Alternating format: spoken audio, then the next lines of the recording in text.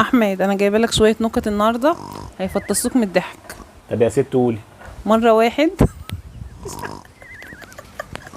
عايزتك دي.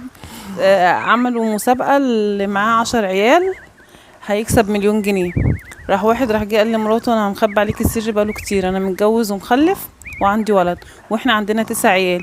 ايه رايك لو اجيب العيل ونكسب الجايزه؟ راح يجيب العيل، راح رجع ملقاش ال9 عيال. بيسألها بيقول لها: فين ال9 عيال؟ قالت له: عشان كل اب فيهم جه ياخد عياله.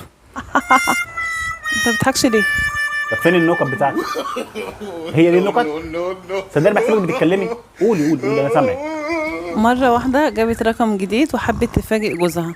دخلت المطبخ وبتكلمه، بتقول له: ازيك يا حبيبي، كلميني بعدين عشان البقرة في المطبخ. انت ما بتضحكش ليه؟ قولي انا سامعك. مرة واحدة بتسأل ماما، بتقول لها: هي ليه العروسة بتلبس فستان أبيض يوم الفرح؟ قالت لها: عشان خاطر بيكون أسعد يوم في حياتها. قالت لها: عشان خاطر كده العريس بيلبس بدلة سمراء. انت ما بتضحكش ليه؟